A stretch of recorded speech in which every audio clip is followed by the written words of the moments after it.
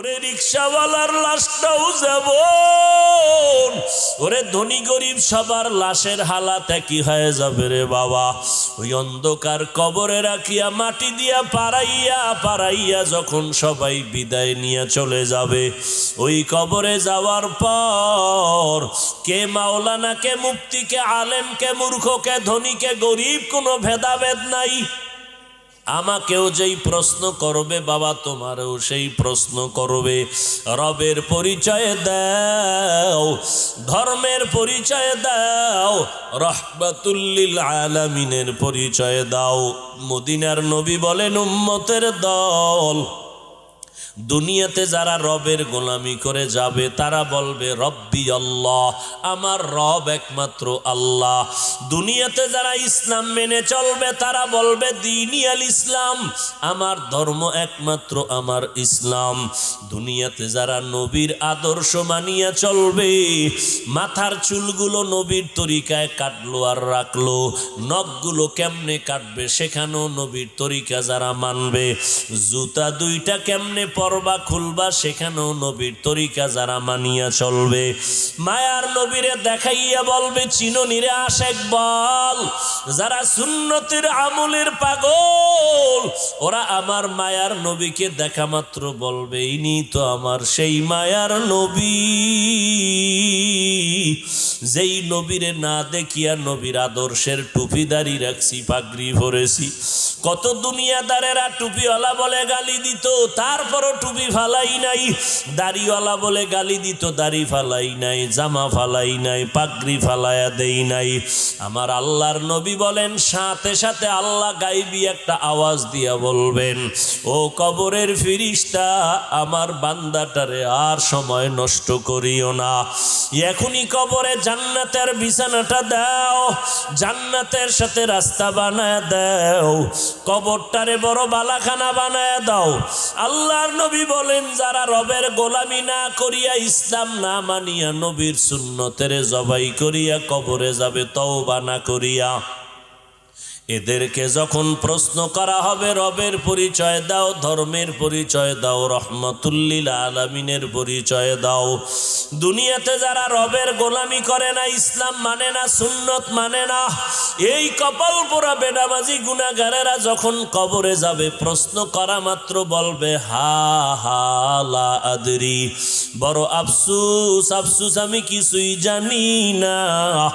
নবী বলেন, সাথে সাথে আমার আল্লাহ বলবেন, ও কবরের ফেরেশতা, এই বেনামাজি গুনাহগার নাফরমান, এর কাছে আর কোনো প্রশ্ন করিও না, আর কোনো সময় সুযোগ দিও না।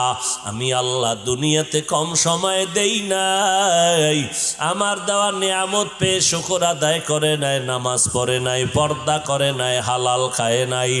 এখন আর দেরি না করিয়া কবরের ভেতরে জাহান্নামের বিছানাটা দাও। কবরের ভিতরে একটা না, দুইটা না, 99টা সাপ। আল্লাহ পাক সর্বশেষ রাগান্বিত হয়ে বলবে, রে কবরের মাটি, এই গুনাহগারের দুই পার্শ্ব থেকে জোরে জোরে চাপ দাও। এত জোরে কবরের মাটি চাপ দিবে, পাজরের হাড়গুলো চুরমার হয়ে যাবে। ও আল্লাহর বান্দারা কই, টাকাওয়ালারা কই গেল, বাড়িওয়ালারা কই গেল, বাড়ি ভরে রইল, বাড়িওয়ালারা কেউ নাই। ও আল্লাহর বান্দা, যত বড় বাহাদুরি করো, 3টা সাদা কাফন ছাড়া কবরে কিছুই নিতে পারবা না। আল্লাহর কাছে তওবা করো, আল্লাহর সাহায্য ছাড়া চলা যাবে না, কারণ আমরা বড় দুর্বল, আমার আল্লাহ সবল। আল্লাহর সাহায্য নিয়ে তওবা করো, আর আল্লাহর কাছে বলো, আল্লাহ হায়াতের মালিক আল্লাহ, মরিয়া গেলে যাব, বেঁচে থাকলে থাকবো, আর নবীর সুন্নতের বিপরীত চলবো না, নামাজ ছাড়বো না, বেপরদায় চলবো না, মা বাবারে কষ্ট দিব না। ও যুবকেরা, মা বাবার দোয়া নিয়ে সামনে আগাও। وبعد فأعوذ بالله من الشيطان الرجيم بسم الله الرحمن الرحيم يا أيها أيها الذين آمنوا استعينوا بالصبر والصلاة إن الله مع الصابرين.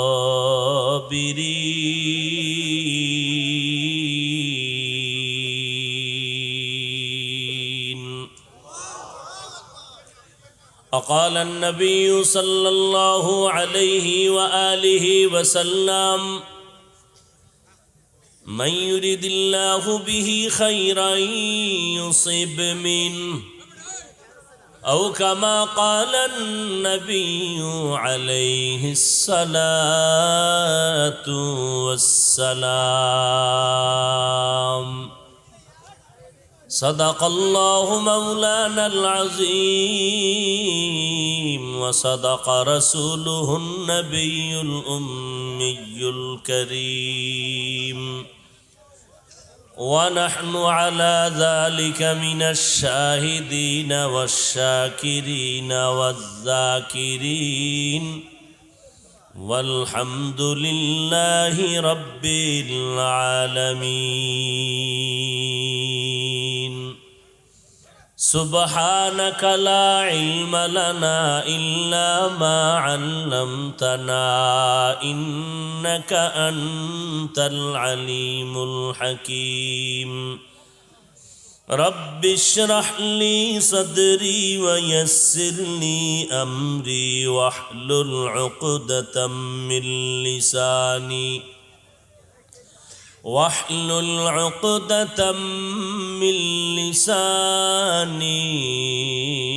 يفقه قولي. مقبول ہے شاذ ہے قابل تو بہت ہے. مقبول ہے شاذ ہے قابل تو بہت ہے. آئینہ کے مانندے تو نہیں دل تو بہت ہے. آئینہ کے مانندے تو نہیں دل تو بہت ہے.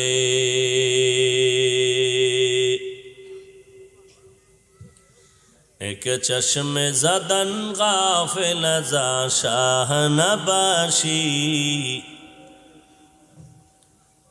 ایک چشم زدن غافل ازا شاہ نباشی. شاید کہ نگاہ کند آگاہ نباشی.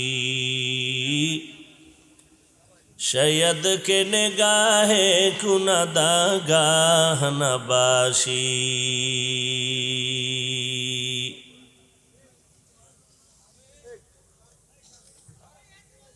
دنیا میں ہو دنیا کا طلبگار نہیں ہو. دنیا میں ہو دنیا کا طلبگار نہیں ہو. بازار سے گزر ہو خریدار نہیں ہو. بازار سے گزر ہو خریدار نہیں ہو. মারকাজুল হুদা মাদ্রাসা কর্তৃক আয়োজিত ষষ্ঠ বার্ষিক ওয়াজ মাহফিল 2 ফেব্রুয়ারি 2023 পূর্ব রূপসা বাস স্ট্যান্ডে আয়োজিত মহতি এ মাহফিলে উপস্থিত মোহতারাম সম্মানিত সভাপতি আলহাজ মাওলানা ফজলুল করিম সাহেব দামাত বারাকাতুহুম, প্রধান অতিথি জনাব আব্দুস সালাম মুর্শেদি মাননীয় এমপি মহোদয়, অন্যান্য অতিথিবৃন্দ, হযরত উলামায়ে কেরাম, বিভিন্ন জায়গা থেকে আগত আল্লাহ পাকের আশিকিন, জাকিরিন, শাকিরিন, মুহিব্বিন, মুরব্বিয়ান এজম, কলিজার টুকরা আমার সমবয়সী যুবক বন্ধুগণ, স্নেহের ছোট ভাই, পর্দার আড়ালে মা বোনেরা, যে আল্লাহ পাক আমাদেরকে হাজারো লাখো মানুষের মধ্য থেকে বাছাই করে বেহেশতের বাগানে আসা বসার তৌফিক দান করেছেন, নিয়ামতের শুকর আদায়ার্থে সকলেই পড়ি আলহামদুলিল্লাহ। দরুদ ও সালাম সৈয়দুল মুরসালিন রহমতুল্লিল আলমিন শফিউল মুজনিবিন খাতামুন নবিয়্যিন সৈয়দুস সাকালাইন ইমামুল মুরসালিন হযরত মুহাম্মদুর রাসূলুল্লাহ সাল্লাল্লাহু আলাইহি ওয়া আলিহি ওয়াসাল্লামের উপর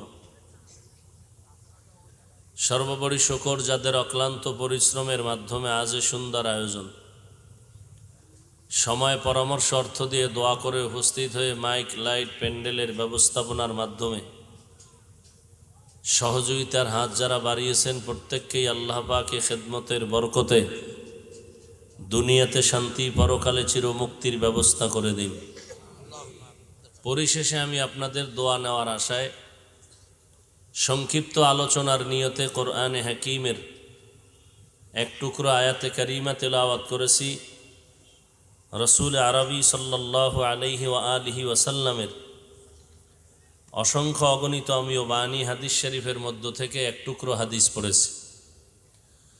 আয়াত ও হাদিসের আলোকে ইখলাস রুহানিয়াতের সমন্বয় কিছু কথা বলার মতো, শুনবার মতো আমাকে আপনাদের প্রত্যেককেই আল্লাহ পাক তৌফিক দান করেন। ইয়া আইয়ুহাল্লাযীনা আমানুস্তাঈনু বিস-সাবরি ওয়াস-সালাহ ইন্নাল্লাহা মা'আস-সাবিরিন। আল্লাহ বলেন, হে দুনিয়ার মুমিন, তোমরা সাহায্য প্রার্থনা করো সবর ও সালাতের মাধ্যমে, নিশ্চয়ই আল্লাহ সবরকারী তথা সাবিরিনদের সাথেই থাকেন।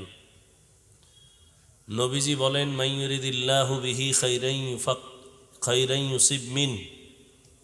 আল্লাহ যাকে বেশি মহব্বত করার ইচ্ছা করেন তাকে মুসিবত দিয়া পরীক্ষা নেন। গোটা দুনিয়ার মুমিনকে আল্লাহ পাক সাহায্যর প্রতি উদ্বুদ্ধ করেছেন, সাহায্য প্রার্থনা করার কথা বলেছেন, আদেশ দিয়েছেন মুমিনকে। কারণ কি? সাহায্য মুমিনকে বললেন কেন, বেঈমানকে বলেন নাই কেন? এবং সাহায্যের প্রয়োজন কি? এবং সাহায্যের প্রয়োজন থাকলে কার থেকে আমরা সাহায্য নিব, কেন নিব, কিভাবে নিব? বেঈমানকে না বলে শুধু মুমিনকে সাহায্য নিতে বলার কারণ হলো জান্নাত শুধু মুমিন পাবে, কোনো বেঈমান কখনোই জান্নাত পাবে না। জান্নাত শুধু কারা পাবে? মুমিন। যে মুমিনেরা যে জান্নাত পাবে তাও অনেক কঠিন বিপদের পরে, সহসায় পাবে না। যেমন,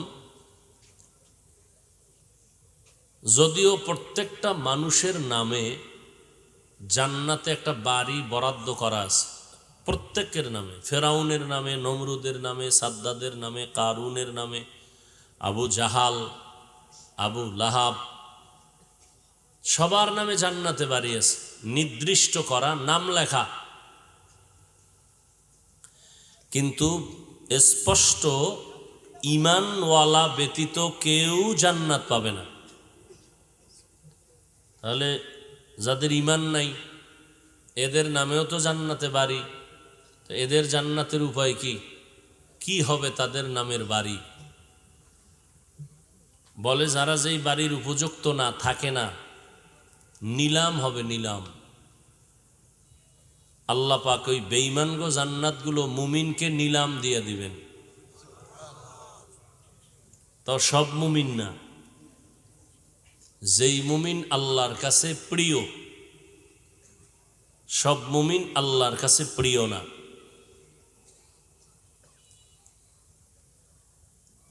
মুমিন যে জান্নাত পাবে ডাইরেক্ট, বিনা হিসাবে, এই মুমিন বিষয়ে আল্লাহর রসুল বলেন যে আমি মুহাম্মদের উম্মতের মুমিনেরা ৭২ দলে বিভক্ত হইয়া সব জাহান্নামে যাবে, মাত্র এক দল মুমিন জান্নাতে যাবে। বেঈমান না, বেঈমান তো এমনিই জাহান্নামী, হিসাব ছাড়া।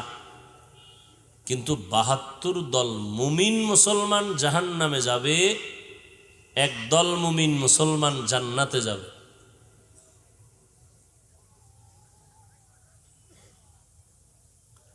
সাহাবায়ে কেরাম বললেন, মান হিয়া ইয়া রাসূলুল্লাহ, যেই দল মুমিন জান্নাতে যাবে তাদের পরিচয়। ৭২ দল মুমিন মুসলমান জাহান্নামে যাবে, এক দল জান্নাতে যাবে। সাহাবায়ে কেরাম বললেন, যেই দলটা জান্নাতে যাবে তাদের পরিচয় কি? নবীজি বললেন, মা আনা আলাইহি ওয়া আসহাবি, তাদের পরিচয় দুইটা, যারা আমি মুহাম্মদকে মানবে এবং আমার হাতে গড়া সাহাবায়ে কেরামদেরকে আদর্শ হিসাবে মানবে। এই দুই গুণ নিয়ে যারা চলবে তারা জান্নাতে যাবে। অতএব আমরা কি বুঝলাম? মুমিন হইলেই জান্নাতে যাওয়া যাবে না। দ্বিতীয় কথা কি বুঝলাম?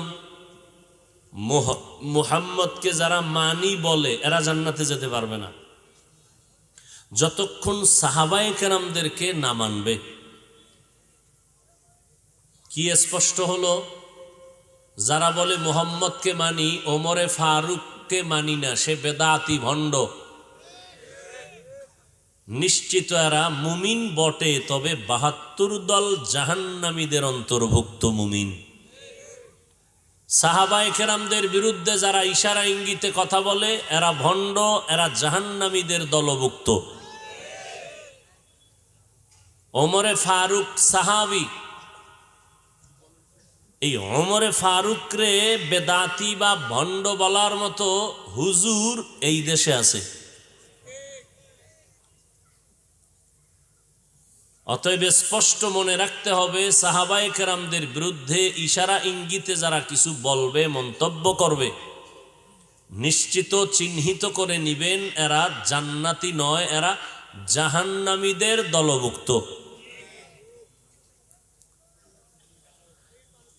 সাহায্য মুমিনকে নিতে বললেন, কারণ যেই জান্নাত আল্লাহ মুমিনকে দিবেন বিনা হিসাবে, সেই জান্নাতের টিকিটটা দুনিয়াতেই অর্জন করতে হবে। দুনিয়াতে যে টিকিটটা অর্জন করবেন, আমি করব, আমি যে করব সেই জান্নাতের পথে অগ্রগামী হব, আমি তো দুর্বল। আমি প্রথম কথা বুঝাইতেছি, সাহায্য লাগবে কেন? টার্গেট আমি জান্নাতে যাব, উদ্দেশ্য রব্বে করিমের সাথে মোলাকাত করব।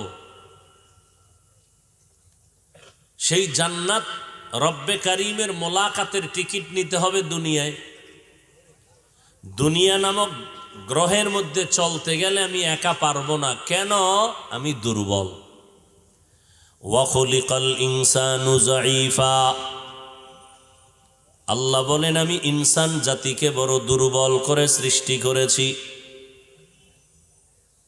মানুষ এতটাই দুর্বল, সারা দুনিয়ার মধ্যে মানুষের মতো দুর্বল কোনো প্রাণী নাই।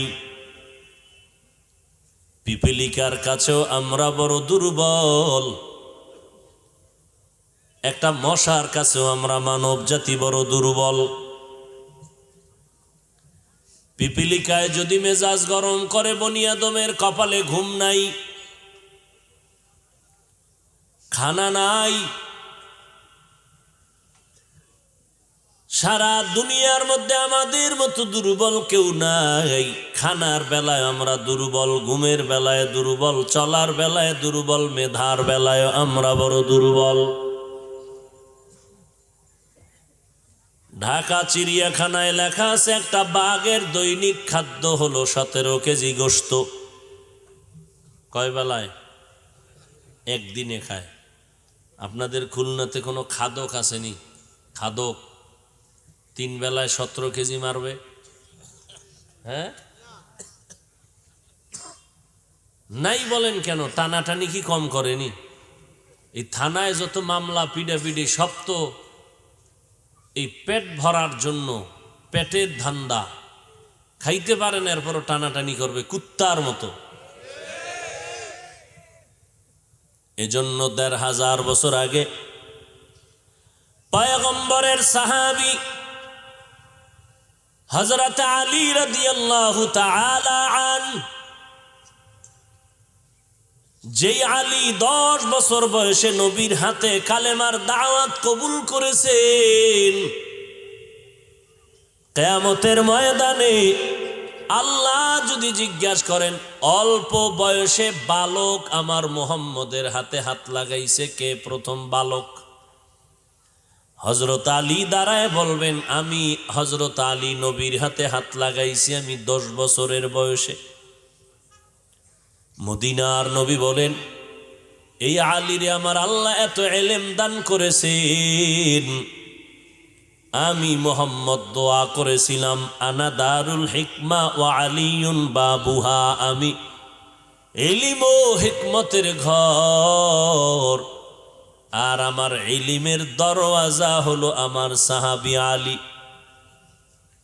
আল্লাহ আলীকে এত পরিমাণ ইলম দান করেছেন, ওমরে ফারুকের মতো দ্বিতীয় খলিফা আলীর ব্যাপারে ডাক দিয়া বলেন লাউলা আলিয়ুন লাহালাকা ওমর, আজকে যদি আলী আমি ওমরের পাশে না বসতো আমি ওমর ধ্বংস হয়ে যাইতাম, কারণ আমি ওমরের সিদ্ধান্তের মধ্যে একটু ঝামেলা হয়ে যায়, আলীর সমাধানের মধ্যে ঝামেলা নাই। সুন্দরী এক নারী ওমরের খেলাফতের মসনদে দাঁড়ায় গেল। খলিফাতুল মুসলিমিন হযরত ওমর আদালতে বসে আছেন, পার্শ্বে হযরত আলী। সুন্দরী রমণী ডেকে বলে খলিফাতুল মুসলিমিন তরবারি নিয়ে আমার বিচার করেন, কল্লা কেটে দেন, কারণ আমি জিনাকারিনী একটা নারী, আমার জিনার কারণে আমার গর্ভে বাচ্চা আসছে, আমার বিচার করেন, আমাকে হত্যা করে দেন। আল্লাহর ভয়, হাসরের ময়দানে আসামির কাঠগড়ায় দাঁড়াতে চাই না, জমিনের মধ্যে বিচার করে দেন। ওমর বলে জল্লাদ তরবারি নিয়ে ওই নারীর কল্লা ফালায় দেওয়ার জন্য রেডি হও। হযরত আলী কয় সাবধান, খলিফাতুল মুসলিমিন এমন সিদ্ধান্ত দিবেন না যেই সিদ্ধান্তের মধ্যে গিয়া বিচারের একটা আওতায় পড়িয়া আবার জুলুমেরও শিকার হয়ে যাবে। হযরত ওমর থমকে দাঁড়ালেন। আলী বলেন কি বিষয়? বলে এই যে মহিলাটাকে হত্যা করার জন্য জল্লাদকে আদেশ দিলেন, জিনা করার কারণে মহিলার বিচার হবে সত্য, তবে মহিলার গর্ভের বাচ্চাটার তো কোনো অপরাধ নাই। ওমর বলেন তো সমাধানটা আপনিই দিয়া দেন। আলী বলে আম্মা জান,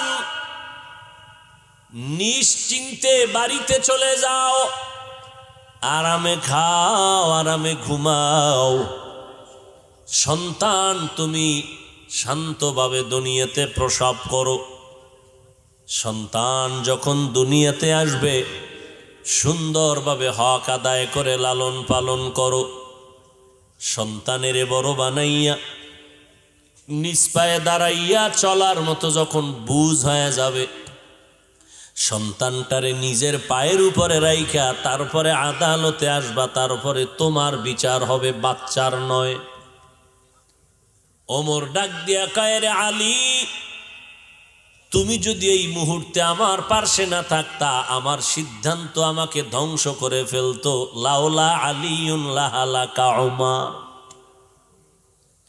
এলমেরা এজাজু করদান বেহিসাব, খলকেরা দাদান জবাবে বা সওয়াব, হক না দারদ দোস্তে খলকা জারেরা, নিস্তে ই খসলত একে দিনদারেরা। সেই আলী দুনিয়াদারকে বলতেছেন আদ-দুনিয়া জিফাতু ওয়া তুল্লাবুহা কিলাব,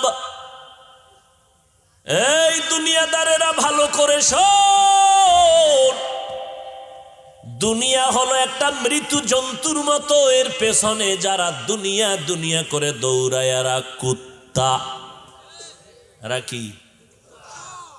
কে কয়? হযরত আলী, দুনিয়ার পেছনে যারা দৌড়ায় এরা দুনিয়ার কুত্তা। দুনিয়াটা মৃত্যু জন্তুর মতো। মৃত্যু জন্তু যদি কেউ মরা গরু পায়, মরা জন্তুটারে 3 শ্রেণীর প্রাণীরা খাওয়ার জন্য দৌড়ায়। শিয়ালে খায়, শকুনে খায়, কুকুরেও খায়। হযরত আলী শিয়ালের কথা না বলে, শকুনের কথা না বলে কুত্তা বললেন কেন? দুনিয়াদারকে কেন শিয়াল না বলিয়া শকুন না বলিয়া কুকুর কেন বলছেন? বলে মরা জন্তুটাকে 3 শ্রেণীর প্রাণী খাওয়ার মধ্যে কুত্তা বড় খারাপ। শিয়ালে রাতের বেলা খায়, দিনে খায় না। শকুনে দিনের বেলা খায়, রাতে খায় না, ভদ্র রেস্টে থাকে। কুত্তা এত বড় খারাপ, দিনেও খায়, রাতেও খায়, দিনেও খায়, রাতেও খায়, দিনেও খায়, রাতেও খায়। দুনিয়ার পেছনে যারা দৌড়ায় এরা শিয়াল না, এরা শকুন না, এরা কুত্তা। নামাজে বইয়াও দুনিয়া, ঘুমের ভিতরে দুনিয়া, মসজিদে ঢুকলেও দুনিয়া, জোরে জোরে চিল্লায়। লেখা আছে দুনিয়াবি কথা বলা হারাম, এরপরও কথা কয়। ইমাম সাহেব বাধা দিলে ফজরের আগে চাকরি নাই। কারা কথা কয়? সমাজের বড় বড় মাতাওয়ালা সুদখোরেরা, যারা 24টা ঘন্টার সেকেন্ডে সেকেন্ডে সেকেন্ডে মায়ের সাথে জিনার গুনায় লিপ্ত। এই সুদের সাথে যারা জড়িত এদের নামাজ কবুল হবে না, হজ কবুল হবে না, তেলাওয়াত কবুল হবে না। মাদ্রাসায় দান করলে সওয়াব নাই, মসজিদ বানাইলে সওয়াব নাই, মোনাজাত দিলে জীবনে একটা মোনাজাত কবুল হবে না। আল্লাহ কয় রে বেঈমান, রেডি হইয়া যা, আমি আল্লাহ তোর সাথে যুদ্ধ করার জন্য রেডি। কত বড় রাগের কথা! আল্লাহ যুদ্ধ করতে চায় সুদখোরের সাথে। ইয়া আইয়ুহাল্লাযীনা আমানুত্তাকুল্লাহ ওয়া যারু মা বাকিয়া মিনার রিবা ইন কুনতুম মুমিনিন। ও মুমিন, আল্লাহকে ভয় কর, সুদের থেকে নিজেকে বাঁচাইয়া রাখ যদি মুমিন হইয়া বাঁচতে চাও। ফা ইল্লাম তাফআলু, যদি গাদ্দারি করিয়া হারাম খাও, ফাযানু বিহারবিম মিনাল্লাহি ওয়া রাসূলিহি, রেডি হয়ে যা, আল্লাহর পক্ষ থেকে রাসূলের পক্ষ থেকে যুদ্ধ হবে, তোর সাথে রেডি থাক। সুদের খাতায় নাম লেখাইয়া যতবার হজ করবি একটা লাব্বাইক কবুল হবে না। সুদের খাতায় নাম লেখাইয়া যতবার সেজদা দিবি নামাজ পড়বি কবুল হবে না। সুদের খাতায় নাম লেখাইয়া কোরআন তেলাওয়াত করবি সওয়াব পাবি না। সুদের খাতায় নাম লেখাইয়া যতবার মোনাজাত দিবি একটা মোনাজাত কবুল হবে না। তওবা না করিয়া যদি মরিয়া যাও, আল্লাহর কোরআনের ঘোষণা চিরস্থায়ী জাহান্নাম। ইয়া আইয়ুহাল্লাযীনা আমানুস্তাঈনু বিস-সাবরি ওয়াস-সালাহ, সাহায্য প্রার্থনা করো মুমিন। কেন? বলে জান্নাত কামাই করা লাগবে দুনিয়ায়, কিন্তু তুমি কেমনে কামাই করবা? তুমি তো দুর্বল, খানার বেলায় দুর্বল, ঘুমের বেলায় দুর্বল, মেধার বেলায় বড় দুর্বল। একটা রাত্র ঘুমাইতে যদি কোনো বান্দা না পারে, পরের দিন তার ব্যবসা চলে না। কি হুশ নাই, কথার কোনো ব্যালেন্স নাই। আল্লাহ দুনিয়ার মানুষের জন্য রাতের ঘুমটা দিলেন শরীরের মহা একটা ঔষধ। সকালবেলা ঘুমাবি সন্ধ্যা পর্যন্ত যুবক, 12 ঘন্টা ঘুমাইয়াও রাতের 1টা ঘন্টা ঘুমের বরকত পাবি না। আর সেই রাতের ঘুমটা যদি জবাই করো, মোবাইলের দিকে তাকাইয়া তাকাইয়া নাচ গান দেখে কবিরা গুনাহ করে করে সারাটা রাত কাটায় দাও, মরার আগেই তোর কপালে জুতার বাড়ি লিখিয়া রাখ। এখনই তো তোর আয়নার সামনে তাকায় দেখ, তোর চেহারার দিয়ে তাকাইলে মায়া লাগে না, উজ্জ্বলতা নাই। যাদের কলবের চক্ষু খোলা আছে তারা দেখলেই বুঝে তুই রাতের বেলা কয়টা কয়টা আকাম করেছো। যাদের কলবের চক্ষু খোলা তারা কপালের দিকে তাকাইলেই বুঝে ফেলবে তুই রাতের বেলা কি পরিমাণ গুনার কাজ করেছো। তুই গুনাহগার, মোবাইলটা চালাইয়া সারাটা রাত কবিরা গুনাহ করছো, তোর উপরে আল্লাহর লানত, তোর উপর ফেরেশতাদের অভিশাপ, তোর মা বাবার অভিশাপ। এই কারণে দেখছো মোনাজাতে কত বান্দা কান্না করে, তোর চোখে এক ফোঁটাও পানি আসে না। এরে চারটিখানি কথা না রে বাবা।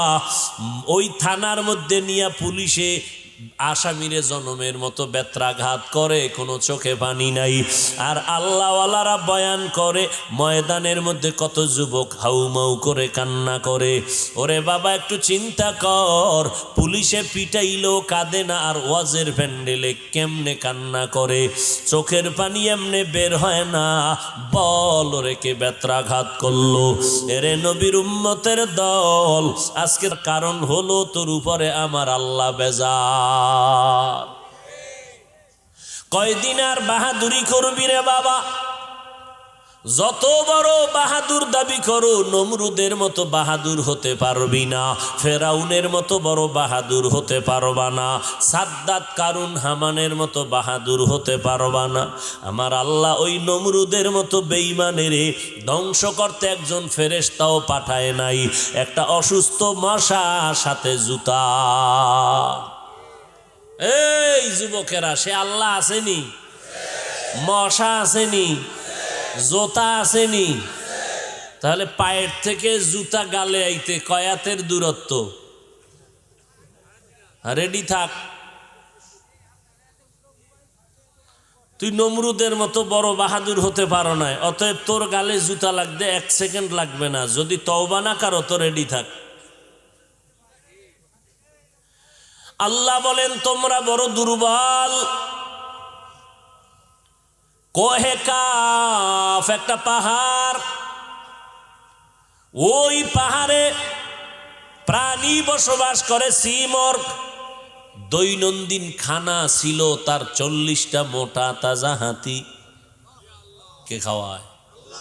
গর্তা ওয়াকুল মিকুনি হর সুবহ শাম মিরসানা দৃষ্টি তু আজলা মাকাম। বড় বড় সাগর সমুদ্রের মধ্যে নীল তিমি আছে, নীল রঙের তিমি মাছ। এক একটা নীল তিমির প্রতিদিনের খাদ্য তালিকা হলো 1000 কেজি চিংড়ি মাছ। কে খাওয়ায়? وَتَرْزُقُ مَنْ تَشَاءُ بِغَيْرِ حِسَابٍ।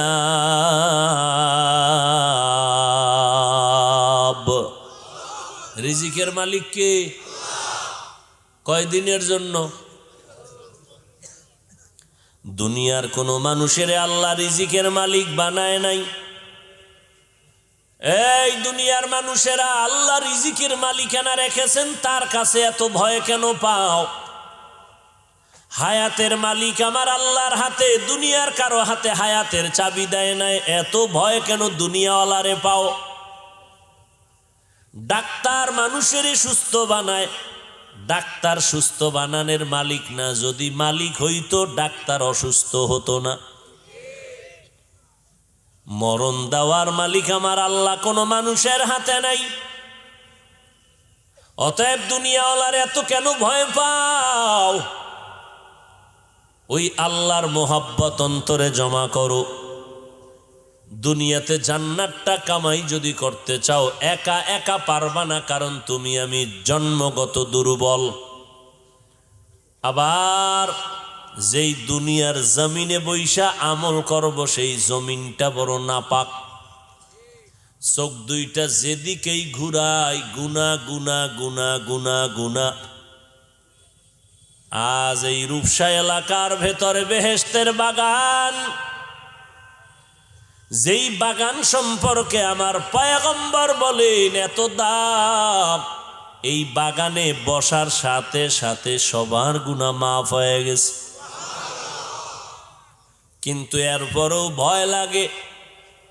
কত কপাল পোড়া বাড়ির থেকে বলে আসছে রূপসা স্ট্যান্ডে বয়ানে যাই, কিন্তু কপাল বড় খারাপ। বয়ানে যাই কইয়া প্যান্ডেলে ঢুকতে পারে নাই, দোকানপাটে আড্ডা দেয়, বিড়ি টানে, আর গুনার গল্পে গুজবে লিপ্ত। আর এক দল প্যান্ডেলে বৈশাও কপাল খারাপ, মোবাইল নিয়ে ব্যস্ত, বয়ানটা কলবে ঢুকাইতে পারল না।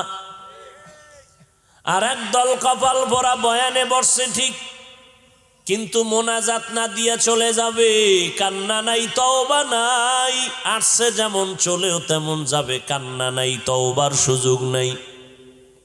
কিছু কিছু কপাল পরারা দেখবা ইচ্ছা কইরা চইলা যায়, কারণ বুঝতে পারে এখন বুঝি হুজুরে কান্দাইব, তওবা করবে, আমি হাত তুলতে বলবে, আর আগেই ভাগি। আবু জাহাল মোনাজাতের আগে চলে যায় কপাল পরা, 2 ঘন্টা বসিয়া বয়ান শুনে 5 মিনিটের জন্য বসিয়া মোনাজাতটা দিতে পারে না, কপাল পোড়া। এই মোবাইল নিয়ে যারা ব্যস্ত হয়ে গেছো রে বাবা, তোমার কপাল বুঝি খারাপ হয়ে গেছে। এই মোবাইলে বলো তোমাকে জাহান্নাম পর্যন্ত না নিয়া থামবে না। তুমিও মান্যত করেছো মোবাইল নিয়ে জাহান্নামে গেলে যাব, যেই কারণে মোবাইলের কলবে ঢুকাইয়া মায়েরে গালি দিছো, বাবারে গালি দিছো। এই বেয়াদব, মোবাইলের মোহব্বতে মা কইছে বন্ধ কর, মায়েরে গালি দিছো। এই বেয়াদবেরা, বাবায় বলছে মোবাইলটা বন্ধ কর, বাবারে গালি দিছো। কলেজ ভার্সিটি স্কুলের শিক্ষক বলছে মোবাইল চালাবি না, শিক্ষকের সাথে বেয়াদবি করেছ। কি বাবার টাকা আছে এই বাহাদুরি? তোর কপালে মরার আগে জুতার বাড়ি লিখে রাখ। মোবাইলের কারণে বড় বড় মুরব্বীদের সাথে বেয়াদবি করেছো, মোবাইলের কারণে কত মানুষের তুই গালি দিছো মনে মনে। এই মোবাইলের কারণে তোর কিডনি খারাপ, চোখের পাওয়ার নাই, ব্রেন নাই, হার্ট দুর্বল, তোর খবর নাই। এই মোবাইলের কারণে মা বাবা সন্তানের হক আদায় করে না, সন্তান মা বাবার হক আদায় করে না, ভাই ভাইয়ের হক আদায় করে না, স্ত্রী স্বামীর হক আদায় করে না, স্বামী স্ত্রীর হক আদায় করে না, সারা রাত সারা দিন মোবাইলের গুনাহ করে। গুনাহ এমন একটা সাইড নাই যে মোবাইল তোমার আক্রমণ করে না। মোবাইলের কারণে লেখাপড়া নাই, মোবাইলের কারণে বান্দা তোমার রাতের আদরে আল্লাহর দেয়া নিয়ামতের ঘুম শেষ। এই মোবাইলের কারণে মায়ের টাকা, বাবার পকেটের টাকা চুরি করে সরে সন্তান। তাহলে তুই তো চোর, বাবার টাকা চুরি করেছো, তুই চোর। বাইরের চোরে যদি তোর বাবার টাকা কাইটা নিয়ে যায়, তোর বাবার তেমন কোনো ক্ষতি হবে না। যুবকেরা লিখে রাখ, কিন্তু তুই সন্তান হইয়া যদি বাবার টাকা চুরি করো পকেট থেকে, তোর বাবায় যদি কোটি টাকাও কামাই করে, তোর বাবার কামাইতে বরকত হবে না। বাইরের চোরে নেওয়ার থেকে তুই চুরি করা আরো ক্ষতি। মোবাইল চালানোর জন্য টাকা চুরি করছো মায়ের আর বাবার, এই চুরি করতে করতে করতে করতে একসময় বড় চোর হয়ে যাবে। এই মোবাইলের কারণে নামাজ নাই, মসজিদে ঢুকবা সেখানেও ঝামেলা। মোবাইলে এমন এক রিংটোন লাগাইছো, আল্লাহর সাথে বান্দার মোহব্বতের মাঝখানে মোবাইলের রিংটোন সব ধ্বংস করে দিল। এই গজব বেঈমানেরা এক রাত্রে বানায় নাই, শত শত বছর ফিকির কইরা এই গজবটারে বানাইছে। পকেটে লইয়া ঘুরবি জাহান্নামের ফ্যাক্টরি। অথচ দেখ আল্লাহ কিন্তু কত দয়ার মালিক, দুনিয়ার মানুষের এমন সুন্দর সুযোগ দিয়েছে যে মোবাইল কেমন একটা জিনিস যে তুই মোবাইলটা খুললেই যে দেখবি গুনাহ, তা না। তুই কোরআন তেলাওয়াত শুন, মক্কা শরীফের ইমামের তেলাওয়াত, মদিনা শরীফের ইমামের তেলাওয়াত, আমাদের আহলে হক আলেমদের কত সুন্দর বয়ান, এটিও তো আছে, এটি শুনবে না। এখানেও তো একটা পরীক্ষা যে রাস্তা দুইটাই কিন্তু আছে, তুই কোন দিকে ঢুকতেছ। সারাটা রাত কানের মধ্যে গানের তার লাগাইয়া ঘুমাও, আজরাইল যদি আইসা দেখে তুই গান শুনতেছ, কবরে কি উপায় হবে? তুই তো হিন্দু না, তোরে বুঝাইতে আমার এত কষ্ট হবে কেন? তুই তো এহুদির বাচ্চা না, তুই তো আদমের সন্তান, তুই তো বান্দরের বাচ্চা না, তোরে বুঝাইতে কষ্ট হবে কেন? তা মুসলমান দাবি করিস না, ঝামেলা নাই। মুসলমানও দাবি করবি, আবার গাঞ্জাও খাবি, মদও পান করবি। ইসলামটারে তোর বাবার কেনা সম্পদ মনে করেছো? যেমন মনে চায় তেমন চালাবি। তোর মতো মুসলমান রসুলের দরবারে না গেলে রসুলের কি ক্ষতি হবে? তোর মতো গাঞ্জাখোর মদখোর আমার রসুলের না মানলে রসুলের কি ক্ষতি হবে? ইসলামটারে নিয়ে চালাকি করো না, রাবারের মতো টাইনা যে যেদিকে নিতে পারো নিয়ে যাও, আর বলে এটাই ইসলাম। ইসলামটারে এত সোজা মনে করলা? মদিনার ইসলাম তো এত সহজ না যে তুমি গাঞ্জা খাইয়াও কবা আমি ইসলাম মানি। না, মদিনার ইসলামে এত অপবিত্র না। তুমি দাড়ি কাইটা বলবা আমি মুসলমান, না, মদিনার ইসলাম এটা সমর্থন করে না। তুমি ইসলামটারে এত খাটো করো কেন? অথচ ইসলাম গোটা দুনিয়ার মধ্যে পবিত্র একটা আদর্শের নাম। বেঈমানেরা ইসলামের আদর্শ দেখলেই মাথা নত করে ফেলবে, অথচ কিছু কিছু মুনাফিক মুসলমানের চরিত্রের কারণে বেঈমানেরা ইসলামের আদর্শ দেইখা তারা হাসে।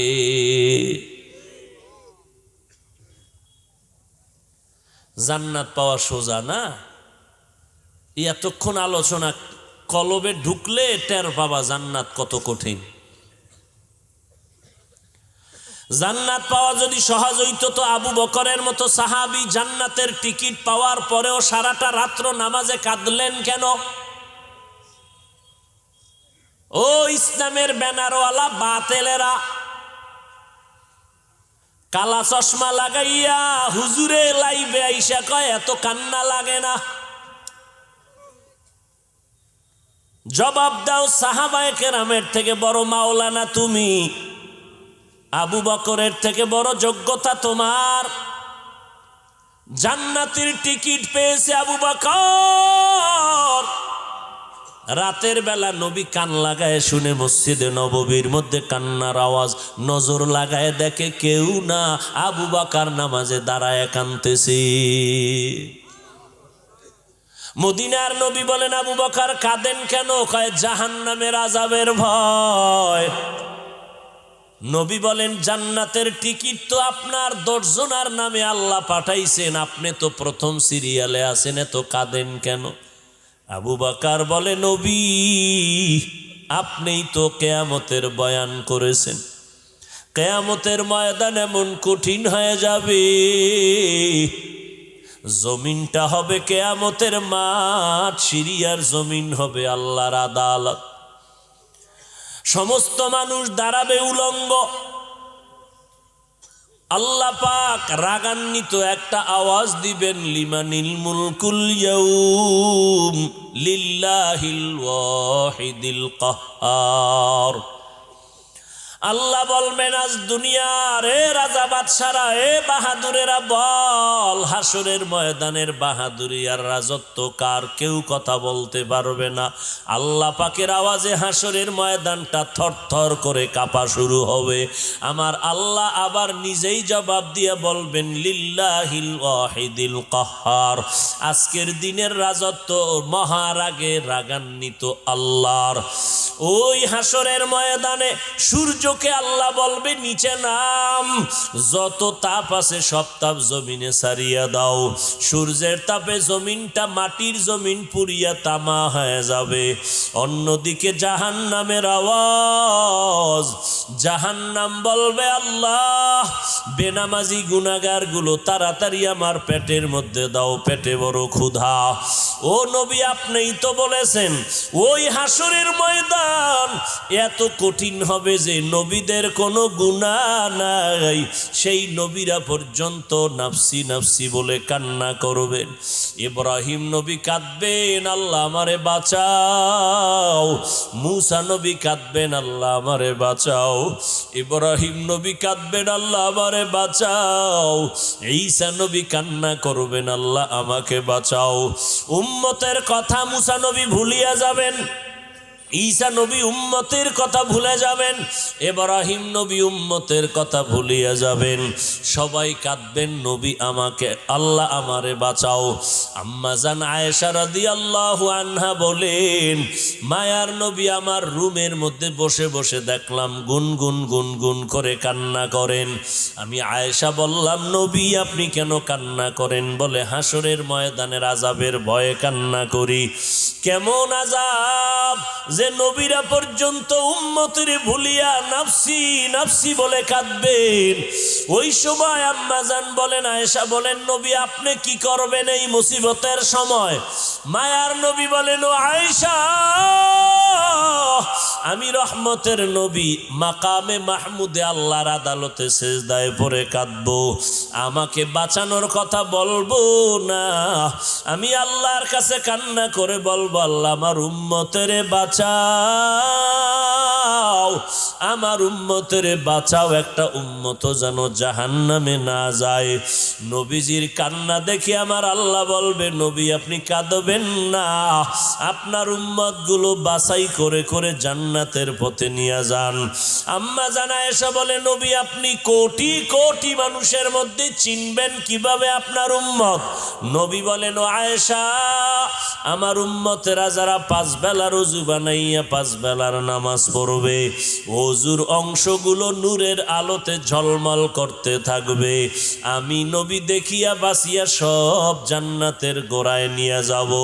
ও নবীর উম্মতের দল, ও যুবক, ও বৃদ্ধ বাবাজি, পর্দার আড়ালের আম্মা জানেরা, আপনারা নবীদের মা, সাহাবায়ে কেরামের মা, আউলিয়ায়ে কেরামের মা, হাফেজে কোরআনের মা, এরে পর্দার আড়ালের আম্মা জান, আপনাদের মতো দামি মা জমিনের মধ্যে আর কেউ নাই।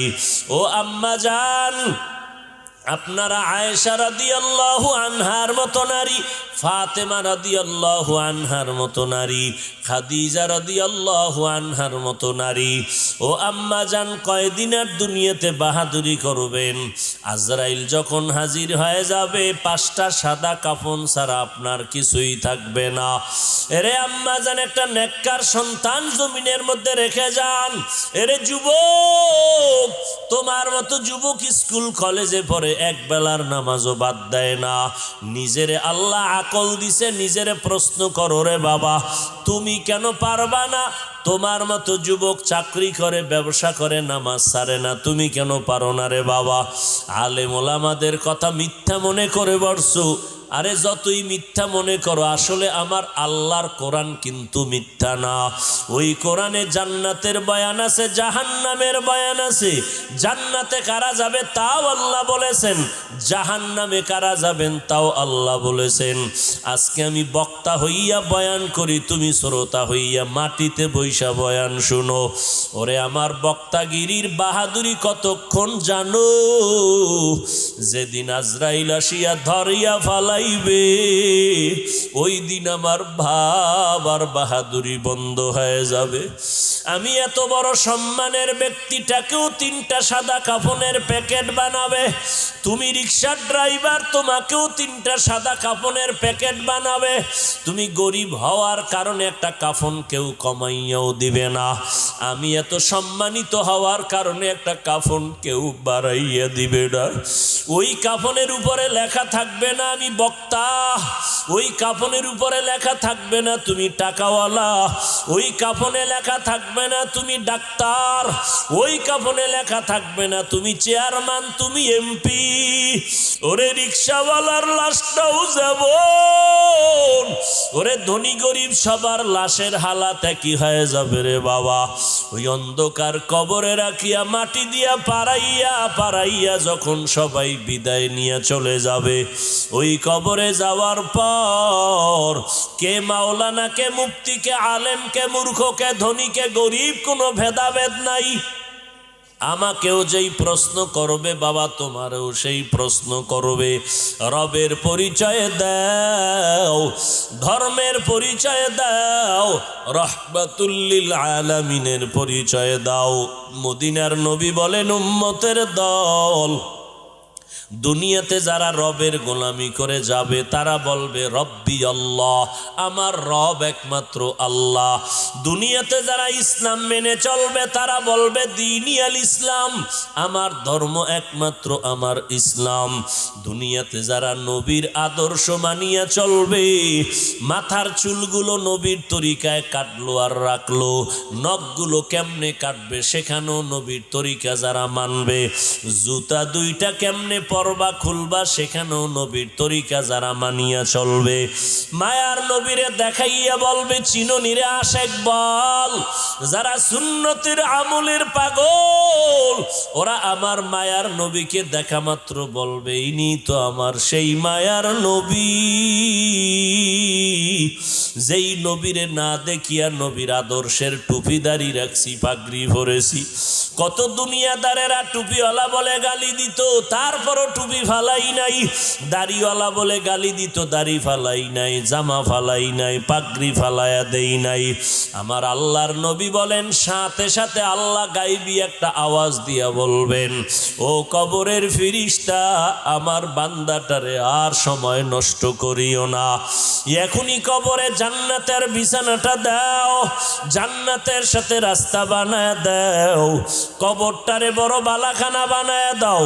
আল্লাহর নবী বলেন, যারা রবের গোলামি না করিয়া ইসলাম না মানিয়া নবীর সুন্নতের জবাই করিয়া কবরে যাবে তওবা না করিয়া, এদেরকে যখন প্রশ্ন করা হবে রবের পরিচয় দাও, ধর্মের পরিচয় দাও, রাহমাতুল লিল আলামিনের পরিচয় দাও।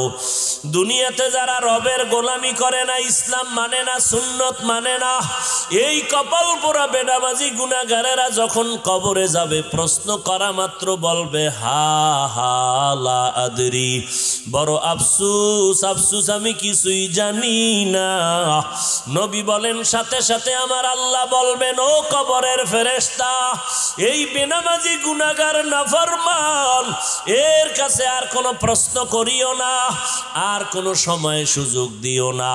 আমি আল্লাহ দুনিয়াতে কম সময় দেই নাই, আমার দেওয়া নিয়ামত পেয়ে শুকর আদায় করে নাই, নামাজ পড়ে নাই, পর্দা করে নাই, হালাল খায় নাই। এখন আর দেরি না করিয়া কবরের ভেতরে জাহান্নামের বিছানাটা দাও। কবরের ভিতরে একটা না, দুইটা না, 99টা সাপ। আল্লাহ পাক সর্বশেষ রাগান্বিত হয়ে বলবে, রে কবরের মাটি, এই গুনাহগারের দুই পার্শ্ব থেকে জোরে জোরে চাপ দাও। এত জোরে কবরের মাটি চাপ দিবে, পাজরের হাড়গুলো চুরমার হয়ে যাবে। ও আল্লাহর বান্দারা কই, টাকাওয়ালারা কই গেল, বাড়িওয়ালারা কই গেল, বাড়ি ভরে রইল, বাড়িওয়ালারা কেউ নাই। ও আল্লাহর বান্দা, যত বড় বাহাদুরি করো, 3টা সাদা কাফন ছাড়া কবরে কিছুই নিতে পারবা না। আল্লাহর কাছে তওবা করো, আল্লাহর সাহায্য ছাড়া চলা যাবে না, কারণ আমরা বড় দুর্বল, আমার আল্লাহ সবল। আল্লাহর সাহায্য নিয়ে তওবা করো, আর আল্লাহর কাছে বলো, আল্লাহ হায়াতের মালিক আল্লাহ, মরিয়া গেলে যাব, বেঁচে থাকলে থাকবো, আর নবীর সুন্নতের বিপরীত চলবো না, নামাজ ছাড়বো না, বেপরদায় চলবো না, মা বাবারে কষ্ট দিব না। ও যুবকেরা, মা বাবার দোয়া নিয়ে সামনে আগাও। তোমার মতো যুবক লেখাপড়া করে, স্কুল কলেজে নামাজ পড়ে, তুমি কেন পারবা না রে বাবা? এখনো সময় আছে, তওবা করে নেও। আর নামাজ ছাড়বা না, দাড়ি কাটবা না, বেপরদায় চলবা না, মা বাবার বিরোধিতা করবা না, উলামায়ে কেরামের পরামর্শ নিয়ে চলবা। তওবা যদি খাঁটিভাবে করতে পারো, আমার আল্লাহর সাথে সাথে মাফ করে দিবেন। আল্লাহর কাছে বলতে থাকো, রে মালিক, আমাদের তওবাওয়ালা জিন্দেগি দান করেন, তওবার উপরে মজবুত হইয়া চলার মতো তৌফিক দান করেন, আমিন। আলহামদুলিল্লাহি রাব্বিল আলামিন।